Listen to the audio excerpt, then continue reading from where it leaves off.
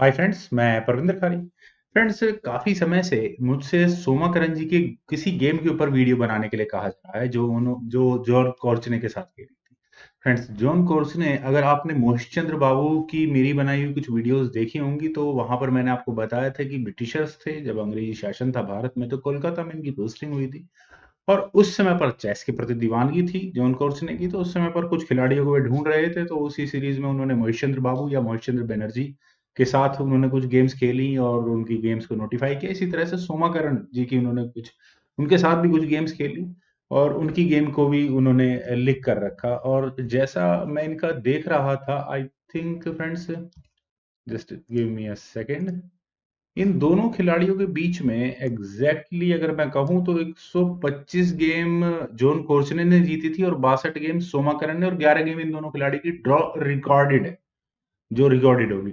लेकिन सोमाकरन या महेश चंद्र बनर्जी जी के साथ जो प्रॉब्लम्स हैं वो लगभग हम सभी भारतीयों के साथ दिक्कत रही होगी उस समय पे, क्योंकि भारतीय शैली से चेस खेलते थे और उस समय वो यूरोपीय शैली की चेस वहां पर उन्होंने खेलनी शुरू की थी। थोड़ी प्रॉब्लम्स तो आती हैं, लेकिन फ्रेंड्स, ये गेम कमाल की है और इस तरह का कॉम्बिनेशन मैं दावा कह सकता हूँ बहुत कम देखने को आप लोगों को मिला।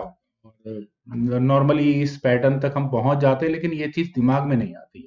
चलिए गेम को शुरू करते हैं। सोमाकरन ने यहाँ गेम की शुरुआत की थी E4 के साथ, तो जॉन कोचरने ने यहाँ E5 किया, बिशप C4, बिशप ओपनिंग हुआ, knight F6, D3, then bishop C5, knight F3, then D6, castle by white, then bishop G4, knight को पिन किया। लगभग सभी यूजुअल ओपनिंग मूव्स हैं जो हम लोग खेलते हैं, कोई नया ऐसा स्पेशल नहीं है। H3, बिशप पर अटैक, तो बिशप गया H5 स्क्वायर पर, देन हुआ C3। और यहां ऑब्वियस है कि नाइट को किसी भी तरह से ऐसे डेंजरस स्क्वायर पर नहीं आने दिया जा सकता। खैर, यहां जॉन ने इस समय पर कैसल किया था, और यूजुअली व्हाइट के लिए मेरे हिसाब से तो knight at B goes to D2 move best होता है, और इसके बाद क्वीन को हटाया जा सकता है, वट एवर, वो जो भी गेम यहाँ से आगे बढ़ सकती है। लेकिन यहाँ जॉन ने, ओ सोमाकरन ने अपने डी पॉन को आगे पुश किया, बिशप पर अटैक बनाया, ई टेक्स D4,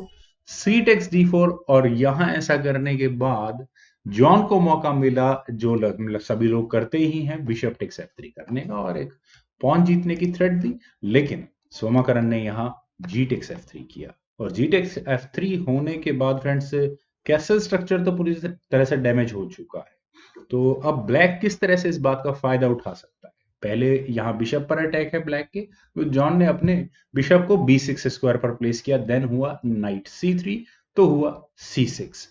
ये थोड़ा सा अनयूजुअल कह सकते हैं, नाइट भी डेवलप हो सकता है अगर यहाँ इस पॉइंट पर bishop B3, then night H5 square पर। और फ्रेंड्स, नाइट के H5 स्क्वायर पर आने के बाद आखिर ये नाइट कहाँ जाने वाला है? ब्लैक यहाँ क्या गेम प्लान तैयार कर सकता है?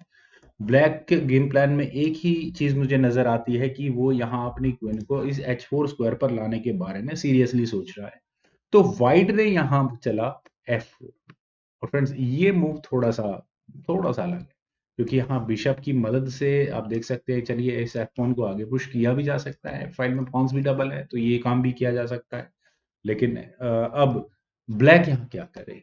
ब्लैक ने जब भी इस गेम को एनालाइज किया होगा तो G6 की ऑप्शन 100% डेफिनेटली कंसिडर की होगी, क्योंकि सबसे पहले तो प्रॉब्लम यहाँ ये नाइट अनडिफेंडेड था, तो नाइट का डिफेंस भी जरूरी था। और अगर यहाँ ये एफ पॉन और ज्यादा पॉन बर्स्ट होगा तो जो एडवांटेज व्हाइट को मिला आने वाले समय में इस गेम में, वो यहाँ ब्लैक को मिल सकता था। F5 मान लिया जाए अगर चलता, फर्दर ये गेम कुछ इस प्रकार से आगे बढ़ सकती थी। लेकिन यहाँ एग्जैक्टली इस पॉइंट पर जॉन कॉर्चनर ने यहाँ अपनी क्वीन को H4 स्क्वायर पर रखा। उन्होंने यहाँ अपनी गेम प्लान के साथ काम किया। क्वीन G4 ऑब्वियस मूव है, अदरवाइज यहाँ ये पॉन भी प्रॉब्लम में आ सकता है, और उसके बाद एफ पॉन भी, क्योंकि नाइट का अटैक होगा और ओपन किंग पोजीशन होगी।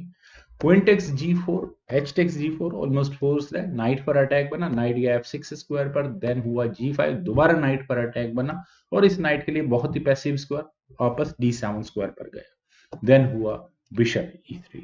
अपने इस पॉन का भी तो डिफेंस करना है, दैट्स ओके। और फ्रेंड्स, फिर वही बात कहूंगा कि जब भी जॉन कोर्चनर ने इस गेम को एनालाइज किया होगा तो यहाँ इस पॉइंट पर इस सी पॉन को आगे पुश करने के बारे में सीरियसली सोचा होगा। लेकिन यहाँ जॉन ने अपने किंग को मूव किया था H8 स्क्वायर पर, और ऐसा करने के बाद व्हाइट को कुछ गेम प्लान यहाँ तैयार मिले।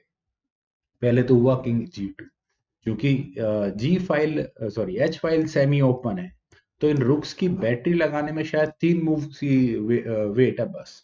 नाइट A6 यहाँ ब्लैक का मूव है, ब्लैक की प्रॉब्लम वही है कि उसके पीसेस डेवलप नहीं हो पा रहे थे। रुक H1, व्हाइट का अटैक तक लगना शुरू हो चुका है, और अब इस पॉइंट पर किंग को G8 स्क्वायर पर ले जाने के बारे में सोचना चाहिए था। क्यों सोचना चाहिए था? क्योंकि फ्रेंड्स ये मूव थोड़ा सा डेंजरस हो सकता है, इसलिए यहां से इस गेम को आगे बढ़ाएंगे भी तो रुक H3 देन G6, और फिर उसके बाद व्हाइट यहाँ अपने इस रुक को लाएगा।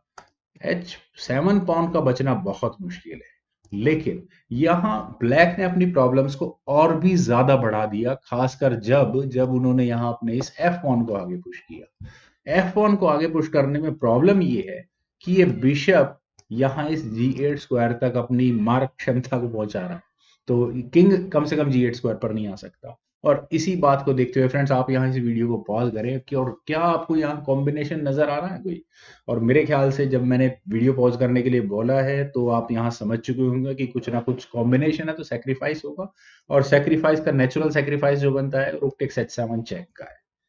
King takes H1 H7 forced move है, लेकिन इसके बाद रुक H1 चेक। किंग के लिए सिर्फ एक मात्र एस्केपिंग स्क्वायर बचा है, वो है G6, तो किंग है G6 स्क्वायर पर, लेकिन फाइनल मूव था व्हाइट का, वो था F5 चेक, और ये चेकमेट है। बिशप की मदद से यहाँ इस G5 पॉन को नहीं लिया जा सकता। लाइट स्क्वाड बिशप ने डायगोनल कवर की हुई है, रुक ने कमाल का फ्रेंड्स, मजा आ गया इस चेकमेट को देखकर। फ्रेंड्स सोमाकरन जी की ये गेम कमाल की थी, तो जो मैं देख रहा था तो आई थिंक ये वो 7वें नंबर की इनकी रिकॉर्डेड गेम है, और ये पहली वो गेम है जिसमें सोमाकरन जी ने जीत हासिल, पहली या दूसरी वो गेम है जिसमें सोमाकरन जी ने जीत हासिल की थी। तो जॉन कॉर्चने के लिए भी बड़ा शॉकिंग मूव रहा होगा ये वाला। और फ्रेंड्स मुझे उम्मीद है कि आप लोगों को भी ये वीडियो और मेरी प्रेजेंटेशन जरूर पसंद आई होगी, तो आप लोग इस वीडियो को लाइक करें, शेयर करें, और मेरे इस यूट्यूब चैनल चैस गुरु को प्लीज सब्सक्राइब जरूर करें। आपके कमेंट्स का मुझे बेहद इंतजार रहेगा। Thank you for watching and bye for now.